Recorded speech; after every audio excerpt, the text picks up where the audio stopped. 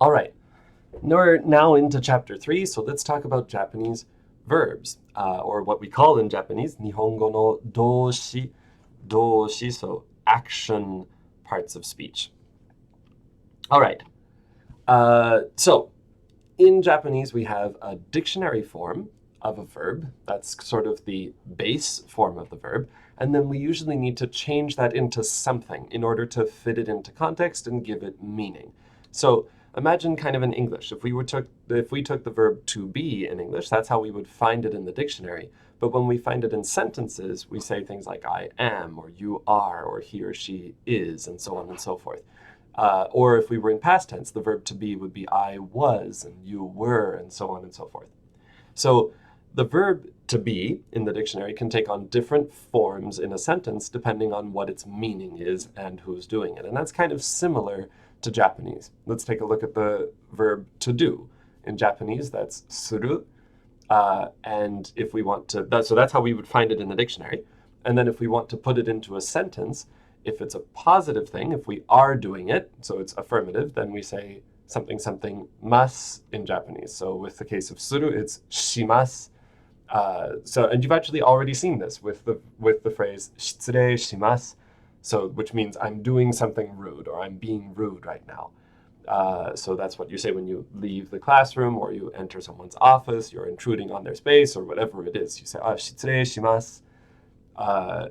The nice thing about Japanese, though, is that it does not agree with the subject at all. So we don't have a different form for I, you, and he, and she, and whatnot. It's just I shimasu, you shimasu, he or she shimasu, they, we, thou shimasu. It doesn't matter what the thing is. It's just always shimasu.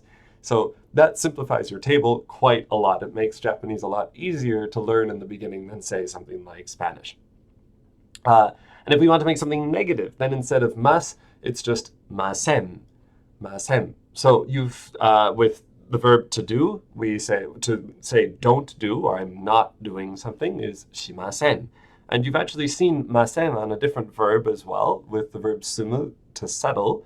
We say sumimasen. This doesn't settle is how we say excuse me, as in, oh gosh, like let me do something so that, oh, that's no good. And then no, like it's fine, don't worry, we're done with that, it's settled.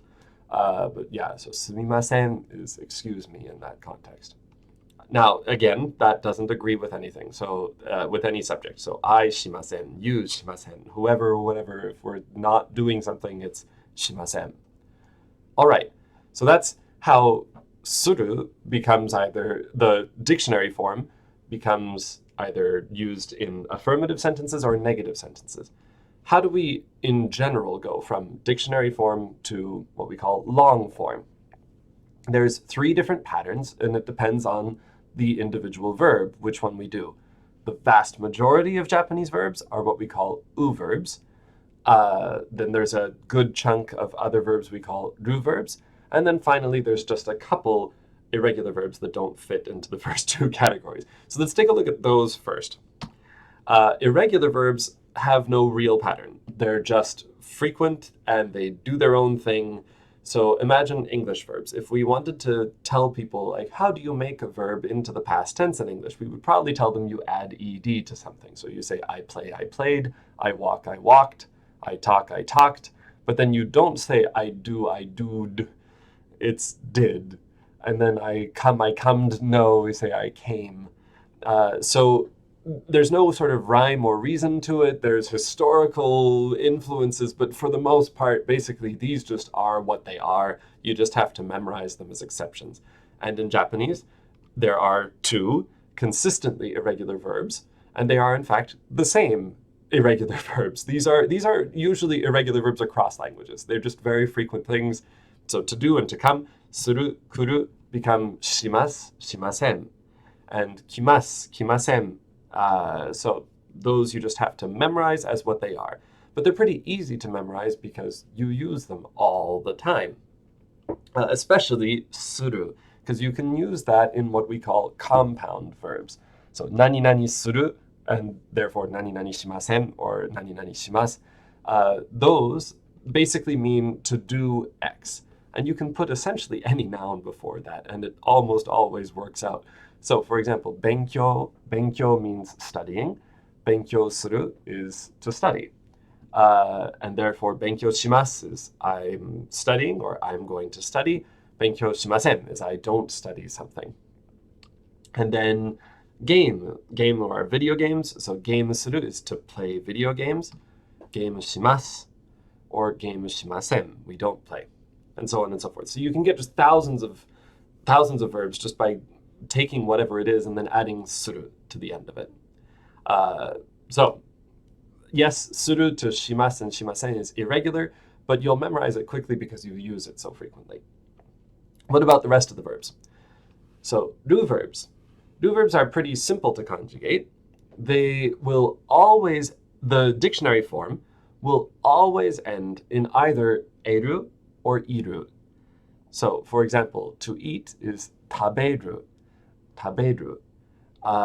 and to wake up, okiru. To watch or to look at or to see are actually all the same verb in Japanese, miru. And then to go to sleep, neru. So all of these end in either eru, iru, eru.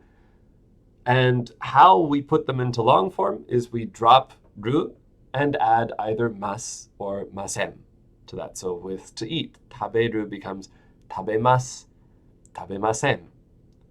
Okimasu, okimasen for to get up.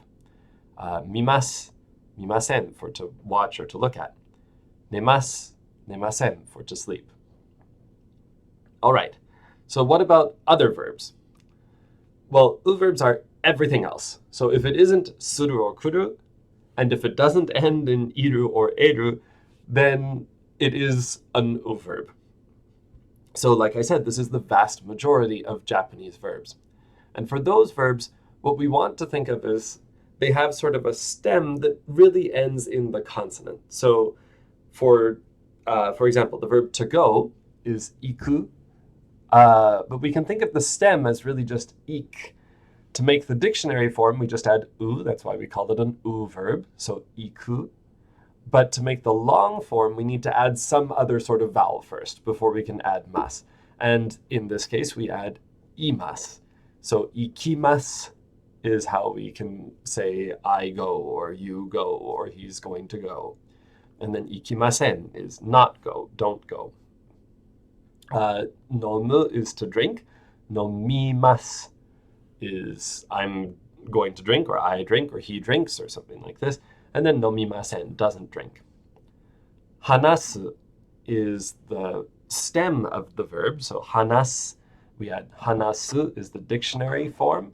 And then I add imasu to that. But notice that i in Japanese is shi, not si. So hanashimasu. And then finally, kiku, kikimasu, kikimasen, yomu, yomimasu, yomimasen. So that's what verbs look like. Let's take a step back, though, because some other textbooks call these things by different names, and I don't want people to be confused by that. So Genki and Yokoso and most textbooks say ru verbs and verbs, but Nakama and a couple other textbooks use group 1 verbs, group 2 verbs. You can call them a rose and a tulip if you want to. I really don't care what you call them in terms of their names, as long as you just know what they are. In Japanese, the Japanese name for ru verbs, we call them ichidan doshi, so 1-level verbs, because you just add mas or masen to it. It's just that. There's no other things you need to do. And then with verbs, we call them godan doshi, or 5-level verbs. Let's take a look why. So with nomu, to drink, we have no mu, but then no mimasu. And we actually have, so mu, mi, we actually have ma, mi, mu, me, mo. All 5 are possible. At the moment, we only know nomimasu for the long form, present tense, or nomimasen, and then nomu, the dictionary form. But later in Japanese, we'll learn all these other forms, and we can change them around, and when we change them, we make different and new meanings, like can drink or let's drink, and so on and so forth. Whereas if we circle back to the ichidan doshi, to the 1-level verbs, it's just, for example, with taberu, just tabe, tabe, tabe, tabe, tabe, and then whatever that ending is. So that's our distinction in Japanese, but you can call them whatever you would like to. I don't expect you to know ichidan doshi and godan doshi as vocabulary words. Frankly, most Japanese people don't know that. But you can call them, we're going to call them ru verbs and u verbs in class because that's what Genki says. Just don't be confused. As long as you know which type of verb we're talking about, then so far as I'm concerned, that's great. All right. So let's take a look, though, at u verbs, because you can see they're a little bit trickier to conjugate than others. And they represent most Japanese verbs. So, for example, hanasu. So we have hanasu is the dictionary form, hanashimasu is the present tense. And if we went to other forms, hanasanai, hanaseru, hanaso, and so on and so forth. What about suwaru? Suwaru, to sit down. So this is not a verb that appears in chapter 3 yet, but we know that it cannot be a ru verb. It has to be an u verb because it doesn't end in iru or eru. Right? So yes, it does end in ru, but it ends in aru. And so it cannot be a ru verb. It has to be an u verb. So this means we say suwaru is the dictionary form. Suwarimasu is the present tense. Suwaranai, suwareru, suwaro, and so on and so forth are forms that you'll learn at the end of this year and into next year. Okay, so there are, though, okay, let's go back, excuse me. So with suwaru, we knew already that it could not be a ru verb because it doesn't end in iru or eru. But even when it does end in iru or eru, it's not always going to be a ru verb. There are a couple of tricky verbs that end in iru or eru, so they could, in principle, be a ru verb, but they aren't. And in your book, right now, in chapter 3, you have one example of that, which is to go home or to return to a place. Kaeru. So kaeru is kaerimasu, kaerimasen. And actually, in this case, we have both kinds of verbs. There's the ru verb, kae plus ru, which means to change something, as in to affect a change in something, to make something different. And then kaed, and then plus u, the u verb, to go home or to return. So you actually get both depending on what the stem is, whether the stem is ru or the stem is with just u. And we have different conjugations. So with kaeru, to go home, the one that you actually need to learn, that's on the right. So that is kaerimasu, kaeru, and other forms like this. Whereas if it were a normal ru verb like kaeru, then it would be kaenai, kaemasu, kaeru, and so on and so forth. So you can see kaemasu versus kaerimasu. That's how we can tell the difference. Now, there's no way to know, just looking at a verb, whether it's one of these tricky verbs or not, or if it ends in iru or eru. But there are only about 20 in total in the whole language of Japanese that end in eru or iru, so you might think, oh yeah, this looks like an u verb, but it isn't. For ichinensei stuff, for our class, there's only going to be about 10 verbs, and right now the only one is this one, kaeru. So you can just think of this as a sort of exception for right now. But I will tell you each time we get to a new verb that looks like it could be a new verb, but isn't.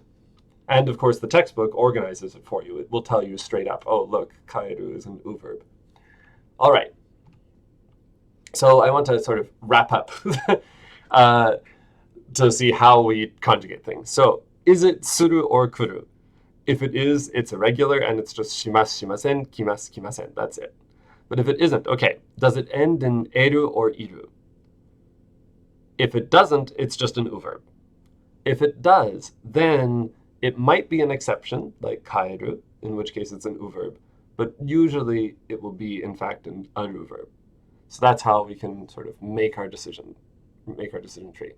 All right, that's about it. Next time, we will talk about how we can use these in sentences and actually just move on. But I wanted to give a brief overview of like what Japanese verbs are. All right.